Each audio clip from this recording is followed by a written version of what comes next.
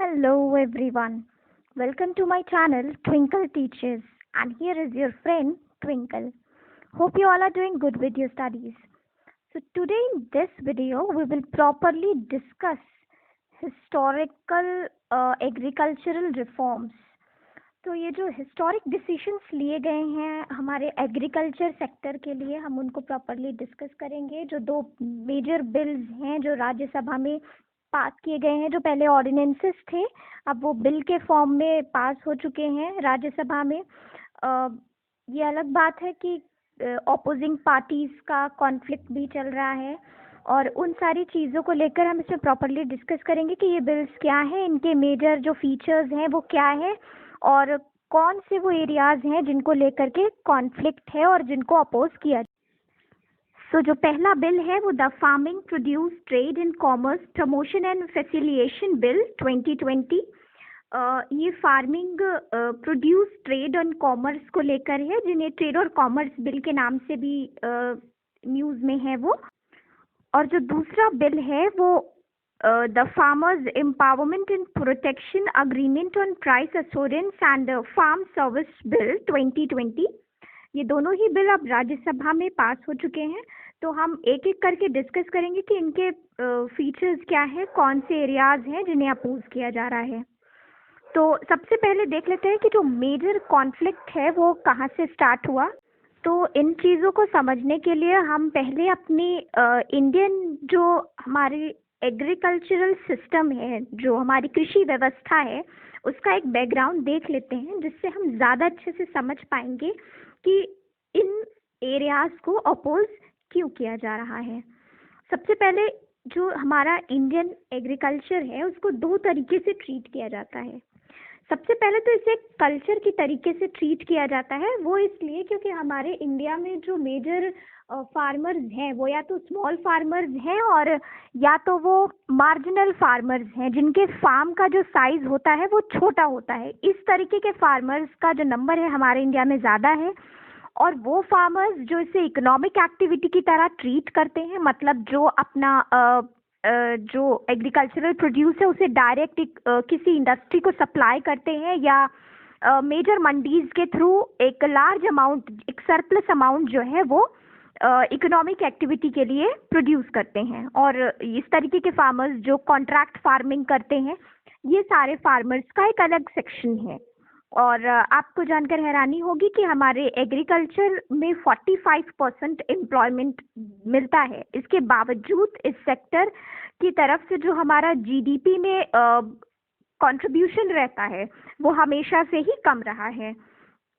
तो इस तरीके की जब फार्मिंग है, हमारी कृषि व्यवस्था है इंडिया में, इसे कल्चर की तरह एक तो ट्रीट किया जा रहा है कि बस अपने कंजम्पशन के लिए हम उसको प्रोड्यूस करते हैं और एग्रीकल्चरल प्रोड्यूस आते हैं और बाकी का जो अदर ऑक्यूपेशन के थ्रू उनका काम चल जाता है। और दूसरे वो फार्मर्स जो सिर्फ और सिर्फ इसे इकोनॉमिक एक्टिविटी की तरह ट्रीट करते हैं, अपने कंजम्पशन के लिए रखते हैं और बाकी जो सरप्लस अमाउंट होता है वो सेल करते हैं। तो इस तरीके से दो मेजर पार्ट्स में हम इसे डिवाइड कर सकते हैं। दूसरी चीज़ जो देखने को मिलती है कि अब हमारा एग्रीकल्चर जो है वो एक फार्म से लेकर के कंज्यूमर तक जो पहुंचेगा उसका प्रोसेस कैसा होगा। अब फार्म है तो उससे प्रोसीजर जो आगे बढ़ेगा कि हमें सीड्स की ज़रूरत पड़ेगी, सॉइल टेस्टिंग की ज़रूरत पड़ेगी, डिफरेंट टाइप ऑफ फर्टिलाइजर्स और पेस्टिसाइड्स की ज़रूरत पड़ेगी, एक सर्टेन कॉस्ट अलग, इन सारी चीज़ों का cost plus a certain amount of labour is required for this.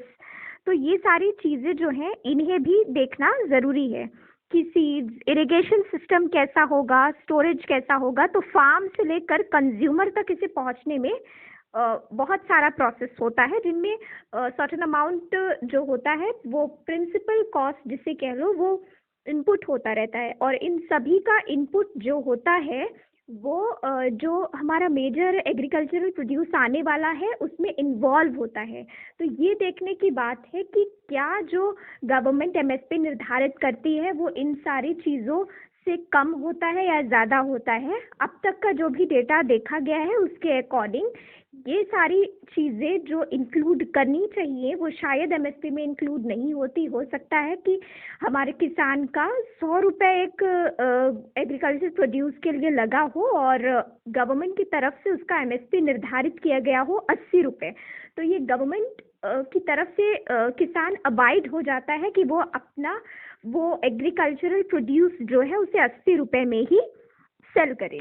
तो इन्हीं सब चीज़ों को लेकर के ये एग्रीकल्चरल बिल्स बनाए गए हैं कि कैसे इन सारी चीज़ों से छुटकारा पाया जा सके। तो अब इसके लिए एक मेजर कॉन्फ्लिक्ट देखने को मिल रहा है। वो मेजर कॉन्फ्लिक्ट क्या है हम देखते हैं। Since agriculture and markets are state subjects entry 14 and 28 respectively in list 2, the ordinances are being seen as a direct encroachment upon the functions of the state and against the spirit of the cooperative federalism enshrined in the constitution. तो ये जो agriculture और markets है ये state subjects की entry है 14 and 28, यानी कि लिस्ट 2 की एंट्रीज हैं। हमारे कॉन्स्टिट्यूशन में 3 टाइप की एंट्रीज बना दी गई हैं, स्टेट लिस्ट और यूनियन लिस्ट और कंकरेंट लिस्ट, और उसके अलावा जो रेसिड्यूरी पावर्स होती हैं जो यूनियन को दी गई हैं। तो इस तरीके से जो स्टेट सब्जेक्ट्स हैं एग्रीकल्चर एंड मार्केट्स उसी का पार्ट है। तो स्टेट्स का ये कहना है कि ये एक तरीके से इनक्रोचमेंट है उनके एरिया को लेकर जहाँ पर वो अपना लेजिस्लेशन चला सकती हैं वहाँ पर। और इस तरीके से ये जो हमारे इंडिया में जो कॉपरेटिव फेडरलिज्म है इंडियन कॉन्स्टिट्यूशन के अकॉर्डिंग उसको भी वॉयलेट करता है। कॉपरेटिव फेडरलिज्म मतलब हमारे इंडिया में फेडरेशन तो है लेकिन वो क्वासी फेडरल है, यानी कि जो हमारा इंडियन कॉन्स्टिट्यूशन है वो डिफरेंट स्टेट्स के बीच कोई ट्रीटी या पीस ट्रीटी साइन वाला फेडरेशन नहीं है। डील साइन नहीं हुई है हमारे स्टेट्स के बीच में जैसा कि यूएस का कॉन्स्टिट्यूशन कहता है। लेकिन हमारे यहाँ पे कॉपरेटिव फेडरलिज्म है। हमारे यहाँ स्टेट्स और यूनियन जो है वो एक कॉरपोरेशन के थ्रू, एसोसिएशन के थ्रू काम करती हैं। States are not allowed to secede from union. तो इस तरीके से हमारे यहाँ पर कॉपरेटिव फेडरलिज्म है। तो इस चीज़ को वो वॉयलेट करता है कि आप कैसे स्टेट के फंक्शंस में एंटर कर रहे हो। यूनियन को ये आर्ग्यू किया जा रहा है और यूनियन का ये आर्ग्यूमेंट है कि ये जो फूड आइटम्स हैं, trade and commerce in food items, ये जो है ये कंकरेंट लिस्ट के टॉपिक्स हैं या सब्जेक्ट्स हैं जिन पर जो है यूनियन अपने लॉज ला सकता है, इसलिए ये उसमें कोई भी वॉयलेशन नहीं किया जा रहा है।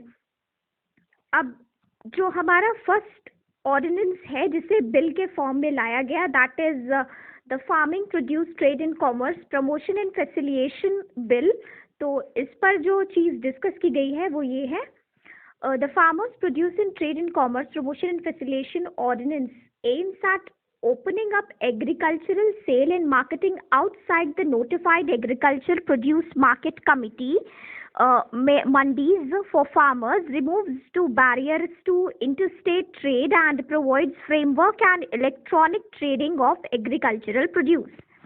जो ये पहला ऑर्डिनेंस है ये कहता है कि जो हमारी APSPs हैं, agriculture produce market committee, mandis जो हैं, ये APMC क्या है हम आगे डिस्कस करेंगे। APMC के थ्रू मंडीज बनाई जाती हैं और ये कहा जाता है एक सर्टेन एरिया जो है वो आइडेंटिफाई कर दिया जाता है कि इस एरिया के लोग इस मंडी में जाकर अपनी सेल करेंगे और ये कहा जाता है कि किसान अपनी पहली सेल जो है वो इन्हीं APMC मंडीज में ही करेंगे। तो ये एक तरीके से बाउंडेशन होता है हो जाता है उस एरिया के लिए। अब ये जो APMCs होते हैं ये हर स्टेट के लिए अलग अलग APMC होते हैं और हर स्टेट को अपना APMC में सर्टेन रूल्स रेगुलेशंस लाने का पूरा अधिकार होता है। यानी कि हरियाणा का जो APMC मंडीज है उनका स्ट्रक्चर अलग हो सकता है, पंजाब का अलग हो सकता है, यूपी का अलग हो सकता है। सारे स्टेट्स अपने अलग अलग ऐसे APMC मंडीज बना सकती हैं और किसान जो होते हैं ये अबाइड होते हैं कि वो इन्हीं APMC मंडीज में अपनी पहली सेल करेंगे जो भी एग्रीकल्चरल गुड्स होगा इनका। तो अब ये जो हमारा पहला ऑर्डिनेंस या पहला जो बिल है प्रमोशन एंड फैसिलिटेशन के लिए, इसका कहना है कि किसान जो हैं इन APMC मंडीज के अलावा दूसरी प्राइवेट मंडीज में या कैसी भी मंडीज में वो अपना ट्रेड कर सकते हैं, या पहली सेल जो है वो इन एपीएमसी मंडीज के अलावा कहीं भी कर सकते हैं। और इस तरीके से ये इंटर स्टेट बैरियर्स को भी हटाता है, यानी कि ये ज़रूरी नहीं है कि आप जिस राज्य में हैं आप उसी राज्य में अपनी जो एग्रीकल्चरल प्रोड्यूस है, सरप्लस एग्रीकल्चरल प्रोड्यूस, उसको वहीं पर सेल करें। आप दूसरे स्टेट में भी ट्रांसपोर्ट कर सकते हैं उसे। और एक इलेक्ट्रॉनिक ट्रेडिंग का एक फ्रेमवर्क तैयार किया गया है इसके थ्रू, जिसके लिए किसानों को थोड़ा जागरूक होना पड़ेगा और वो इन मंडीज के अलावा भी इलेक्ट्रॉनिक ट्रेडिंग के थ्रू इन एग्रीकल्चरल प्रोड्यूस को इंटर स्टेट लेवल पर भी ट्रांसपोर्ट कर सकते हैं। तो और दूसरी बात जो कही गई, it prohibits state governments from collecting market fee, cess, levy for trade outside the APMC market.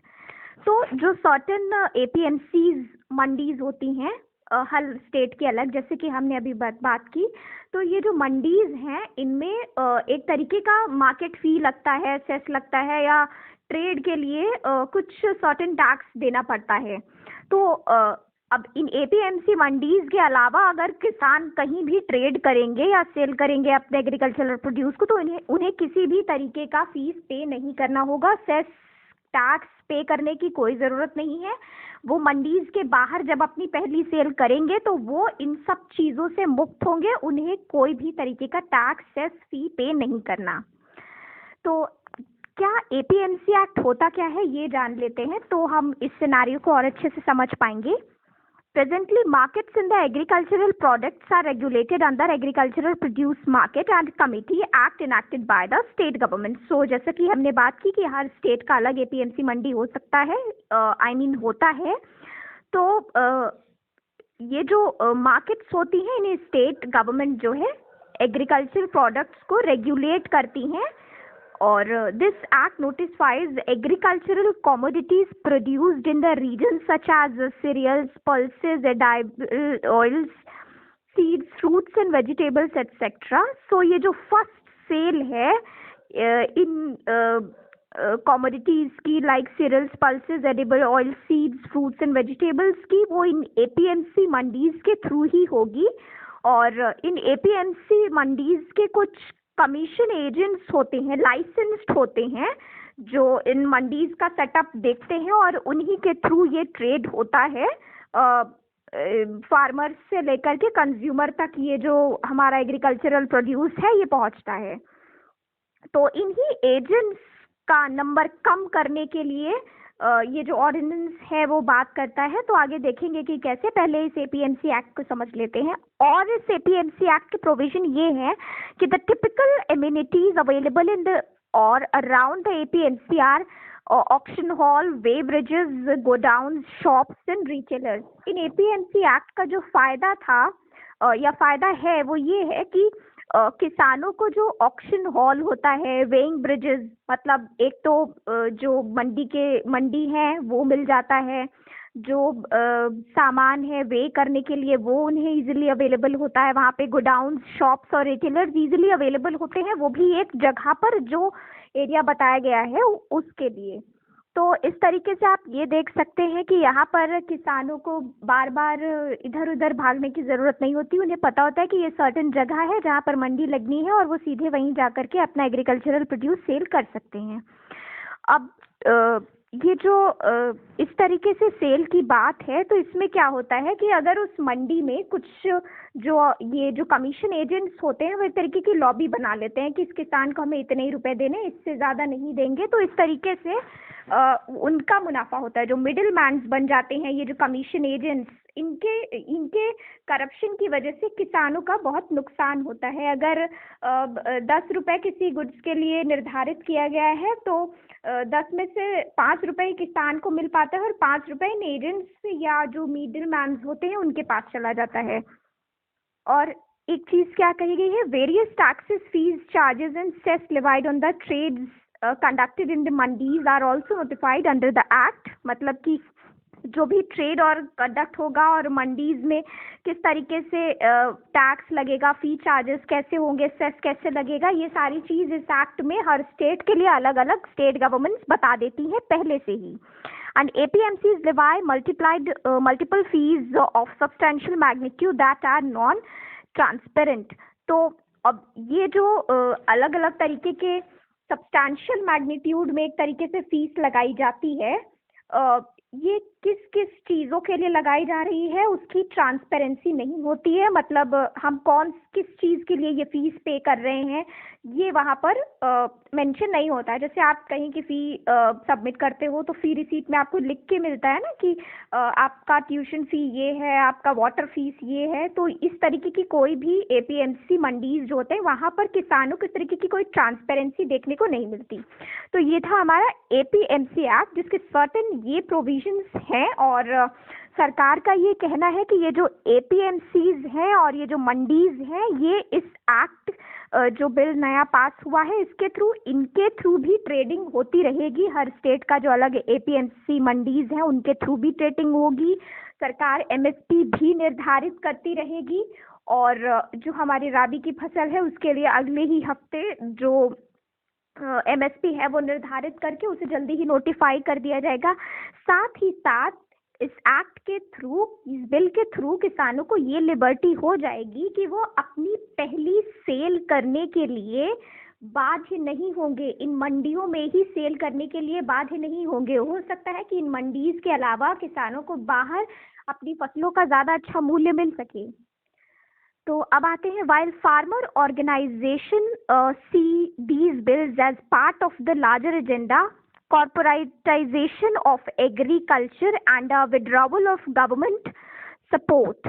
The immediate concern has been the attempt to weaken the APMC mandis, eventual withdrawals of the minimum support prices. तो कुछ तरीके के भ्रम जो हैं वो पैदा हो गए हैं. वो ये है कि फार्मर ऑर्गेनाइजेशंस को ये लगता है कि ये जो बिल पास किया गया है ये पूरी तरीके से एग्रीकल्चर को कॉरपोरेट्स में चेंज कर देगा, क्योंकि गवर्नमेंट इसमें से अपना सपोर्ट हटा रही है. उनका ये कहना है, जो एग्रीकल्चर फार्मर्स एसोसिएशंस हैं उनको लगता है कि सरकार अपना सपोर्ट हटा रही है और एग्रीकल्चर सेक्टर का पूरी तरीके से कॉरपोरेटाइजेशन हो जाएगा. और जो APMC मंडीज हैं वो वीक हो जाएंगी और जो मिनिमम सपोर्ट प्राइस है एक टाइम पर उनका विड्रॉवल हो जाएगा पूरी तरीके से. ये जो है ये उन्हें समझ में ऐसा आ रहा है, जबकि सरकार बार बार ये कहना है कि ये जो पहला बिल आया है फैसिलिटेशन के लिए, इसमें इसके जो प्रावधान है उसके अनुसार APMC मंडीज और MSP पहले की तरह ही कार्यरत रहेंगे. इसके अलावा किसानों को ये सुविधा प्रदान की जा रही है कि वो अपनी इन मंडीज के अलावा भी पहली सेल अपने एग्रीकल्चरल प्रोड्यूस की बाहर भी कर सकते हैं. वो इंटर स्टेट भी हो सकती है. Although the government has clarified that these bills do not imply withdrawal of procurement by the state at MSP. मतलब जो states हैं और जो यूनियन गवर्नमेंट है किसी भी तरीके का विड्रॉवल नहीं ले रही है अपने सर्टेन स्टेप से. बस इसके अलावा एक और सुविधाजनक व्यवस्था उन्हें प्रदान कर रही है अपने एग्रीकल्चरल प्रोड्यूस को सेल करने की. तो APMSPs accounts for less than fourth of total agricultural trade, but APMSP do not play an important role of price discovery essential for agricultural trade and production choices. तो इसमें जो certain middle mains और इन सब के जो influence हो जाता है उसकी वजह से ये APMSP उस ढंग से काम नहीं कर पाते जैसा इनको सपोज किया जाता है कि ये करेंगे. ये जो प्राइस डिस्कवरी है इसेंशियल फॉर एग्रीकल्चरल ट्रेड, मतलब ये जो प्राइस निर्धारण करना और ये सारी चीज़ें हैं, इसमें टोटल एग्रीकल्चर ट्रेड का जो सिर्फ 4th पार्ट ही देखने को मिल रहा है या उससे भी कम देखने को मिल रहा है. इसी की वजह से ऐसे रिफॉर्म्स लाने पड़े.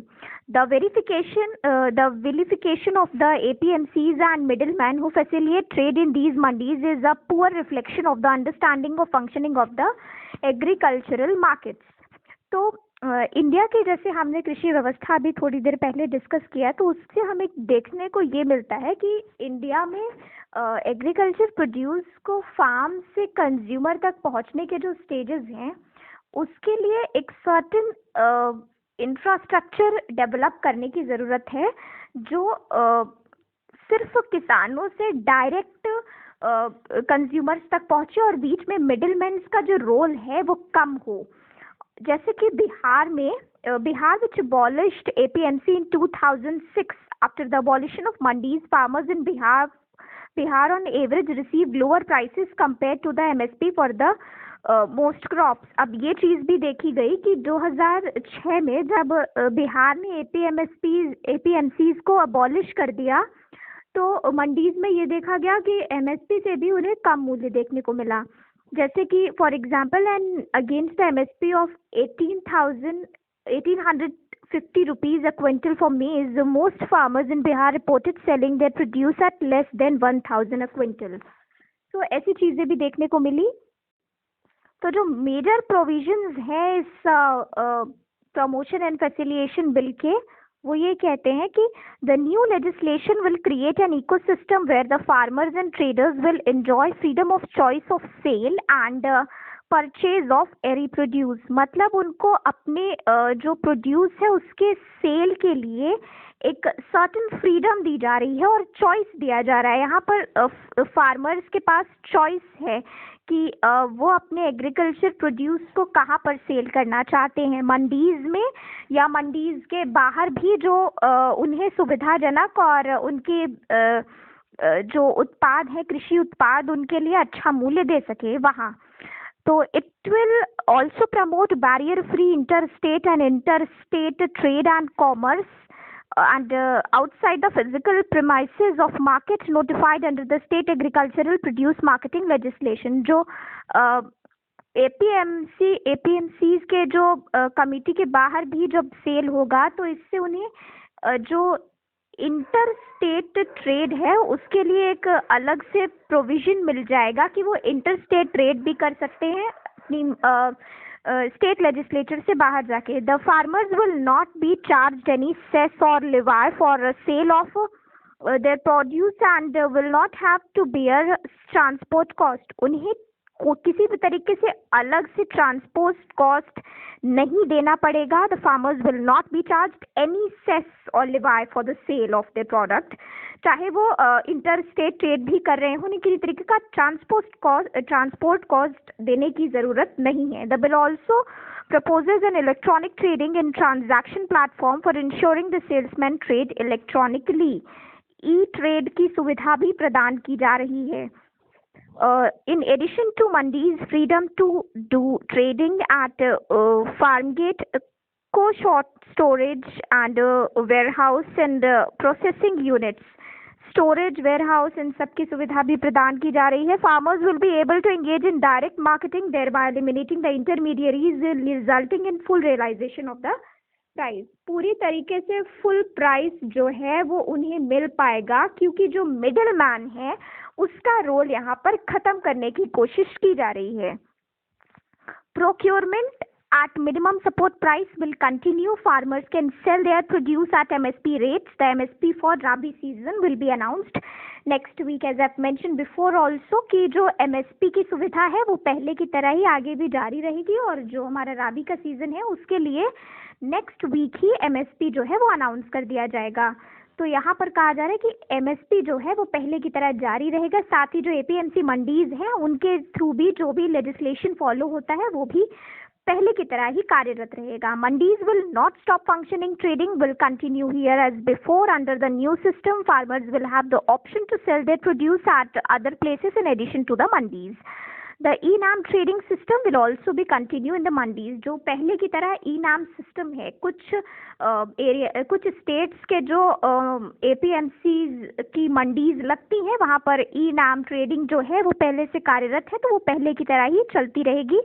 अलग से जो trading in farm produce will increase in electronic platform, it will result in greater transparency in time saving. तो ये जो इलेक्ट्रॉनिक प्लेटफॉर्म्स की बात की जा रही है, सीधे सीधे यहाँ पर ये कहा जा रहा है कि जो एग्रीकल्चर सेक्टर है वो सर्टेन अराउंड के जो इन्वेस्टमेंट्स हैं उनको यहाँ इस सेक्टर में लाने की कोशिश की जा रही है कि इलेक्ट्रॉनिक प्लेटफॉर्म्स जब प्रोवाइड किए जाएंगे तो किसान अपनी जागरूकता के थ्रू इन चीज़ों जो इन्वेस्टमेंट है एग्रीकल्चर सेक्टर में ला सकते हैं।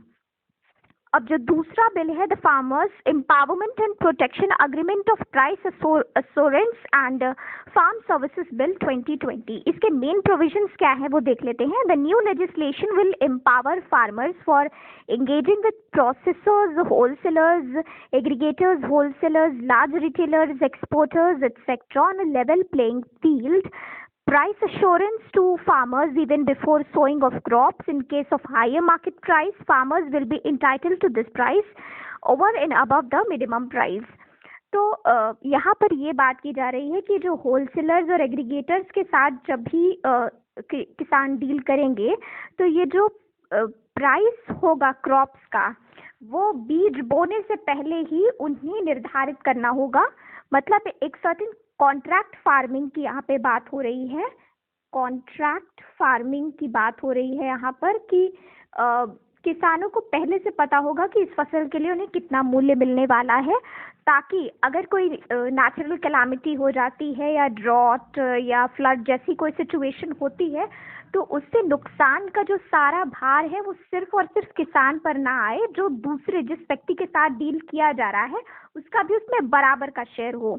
It will transfer the risk of market unpredictably from the farmer to the sponsor. Due to prior price determination, farmers will be shielded from the rise and fall of the market prices. एक और इसका फायदा ये होगा कि किसान को जो प्राइस पहले से निर्धारित है उसकी वजह से एक शील्ड या एक कवच मिलेगा उससे कि अगर मार्केट में प्राइस ज़्यादा या कम होता है उस कॉमोडिटी को लेकर के, इसके बावजूद किसान को वही प्राइस मिलेगा जो पहले से निर्धारित किया गया है। It will also enable the farmer to access modern technology, better seeds and other inputs. अब जैसे कॉन्ट्रैक्ट फार्मिंग में क्या होता है कि अगर कोई सर्टेन कॉमोडिटी बनाने वाली, मैन्युफैक्चर करने वाली कंपनी है, जैसे कि मान लीजिए आजकल मार्केट्स में बहुत तरीके के फ्रूट जूस या ड्रिंक्स अवेलेबल हैं, तो अगर इनके लिए किसी कंपनी को फ्रूट पल्प चाहिए है और ये सारी चीज़ें चाहिए है, एक सर्टेन क्वालिटी वो निर्धारित कर देंगी फार्मर्स को वो टेक्नोलॉजी प्रदान करेंगे, वो इन्वेस्टमेंट करेंगे उसमें और उसके बाद एक सर्टेन अमाउंट पहले से निर्धारित हो जाएगा। तो इसके थ्रू किसान को काफ़ी फ़ायदा देखने को मिलेगा और इससे एग्रीकल्चर सेक्टर में जो इंफ्रास्ट्रक्चर का इनपुट है वो भी आना शुरू हो जाएगा। It will reduce the cost of marketing and improve income of farmers. अब मिडिल मैन की बात पहले वाले एक्ट में हमने देखी कि किस तरीके से उसको कम करने की कोशिश की जा रही है। जब इस तरीके से मार्केटिंग भी शुरू हो जाएगी, मतलब एक तरीके से मार्केटिंग का कितना बड़ा इम्पैक्ट होता है ये हम सब जानते हैं आज के टाइम में, और इस तरीके से जब एग्रीकल्चरल सेक्टर में भी मार्केटिंग का ज़्यादा स्कोप हमें देखने को मिलेगा तो वो जो हमारे किसान की इनकम है उसको भी बढ़ाएगा। उन किसान की प्रॉफिटेबिलिटी ज़्यादा बढ़ जाएगी इन चीज़ों से, जब उसके साइड से रिस्क जो है वो कम होता जाएगा। Effective dispute resolution mechanism has been provided for with clear time lines for redressal. अब अगर इन चीज़ों को लेकर के कोई डिस्प्यूट खड़ा हो जाता है कि कंपनी कहती है कि नहीं हमने इतना डिसाइड तो किया था लेकिन हमें उतना फ़ायदा नहीं हुआ है तो हम किसानों को भी कम देंगे, तो इस तरीके के अगर कोई कॉन्फ्लिक्ट पैदा होते हैं, वैसे तो ये रूल्स और रेगुलेशंस में मेंशन है, फिर भी अगर ऐसे कोई डिस्प्यूट्स पैदा होता है तो उनके लिए एक सर्टेन टाइमलाइन डिसाइड की जाएगी उनके रिड्रेसल के लिए। Inputs to research and new technology in agriculture, तो इस तरीके से एक रिसर्च और नई टेक्नोलॉजी भी एग्रीकल्चर सेक्टर का पार्ट बन जाएगी। The farmers will have power in the contract to fix a sale price of his choice for the produce. They will receive payment within the maximum 3 days. तो जो भी किसान अपने फसल का मूल्य निर्धारित करेगा उसकी पेमेंट उसे मैक्सिमम 3 डेज में मिल जाएगी। 10,000 farmer producer organisation are being form throughout the country. These FPOs will bring together small farmers and work to ensure remunerative pricing for the farm produce, जो छोटे किसान हैं उनको भी साथ में लाने के लिए 10,000 ऐसे फार्म प्रोड्यूसर ऑर्गेनाइजेशन बनाई गई हैं थ्रू आउट द कंट्री। तो सिर्फ जो कल्चर की तरह जो किसान यहाँ एग्रीकल्चर को देखते हैं उससे उन्हें बाहर लाने की कोशिश की जा रही है सर्टेन, ताकि वो इसे भी इकोनॉमिक एक्टिविटी की तरह देखना शुरू कर दें। After signing contract farmer will not have seek out traders, the purchasing consumer will pick up the produce directly from the farm.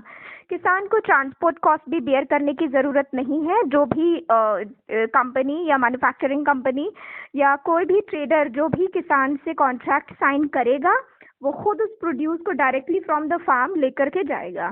In case of dispute there will be no need to go to the court repeatedly, there will be local dispute redressal mechanism. अब अगर एक तरीके से तो किसान ने ये कोशिश की कि उसकी प्रॉब्लम कम हो, इनकम ज़्यादा हो, इस चीज़ के लिए उसने इन सारी चीज़ों को ट्राई किया, मतलब इन चीज़ों को करने का शुरुआत किया। और इसके बाद कोई डिस्प्यूट हो गया इन चीज़ों को लेकर, कॉन्ट्रैक्ट को लेकर, तो उस कॉन्ट्रैक्ट को लेकर के जो डिस्प्यूट है उसे रिड्रेसल करने के लिए बार बार किसान को कोर्ट जाने की ज़रूरत नहीं है।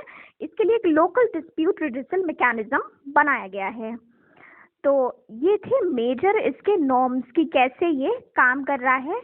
एक क्विकली देख लेते हैं कि क्या क्या हमने अभी तक देखा।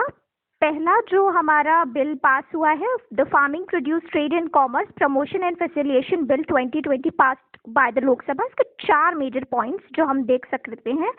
हिस्टोरिकल स्टेप है, एग्रीकल्चर मार्केट्स जो हैं एक मार्केट हो जाएगी वो, और बैरियर को हटाया गया है ताकि इंटर स्टेट और एपीएमएसपी जो ट्रेड है वो बढ़ सके, और काफ़ी सारी चॉइसेस अवेलेबल हो जाएंगी किसान के रिस्पेक्ट में, और इलेक्ट्रॉनिक ट्रेडिंग को भी बढ़ावा मिलेगा। The Farmers Empowerment and Protection Agreement on the Price Assurance and Farm Services Bill 2020 passed by the Lok Sabha to empower farmers for engaging with processors, aggregators, large retailers, exporters, etc. without any fear of exploitation. अब चूंकि ये contract के तहत होगा, जो trader होगा वो abide होगा कॉन्ट्रैक्ट के, तो इस तरीके से किसानों के अंदर एक जो फियर ऑफ एक्सप्लॉयटेशन है वो नहीं होगा, और फार्मर्स बेझिझक अपनी जो ट्रेड है उसको बढ़ावा दे पाएंगे। Enable farmers to access modern technology की तरफ किसानों को ले जाएगा, और एग्रीकल्चर सेक्टर में एक सर्टेन टेक्नोलॉजी डेवलप हो जाएगी। Will act as a catalyst to attract private sector investment. जैसा कि हमने बात की कि प्राइवेट सेक्टर से भी इन्वेस्टमेंट आना शुरू हो जाएगा, उसका क्या प्रोसीजर है मैंने आपको बताया। Allow the direct marketing of farm produce thereby eliminating intermediaries resulting in full realisation of price.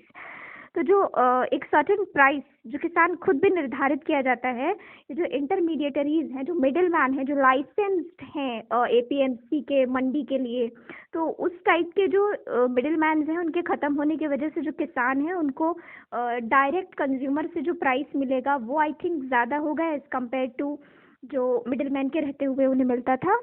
और एक पॉइंट जिस पर बेसिकली इस बिल में फोकस किया गया, adequate protection and effective dispute resolution mechanism provided to the farmers will with certain clear timelines.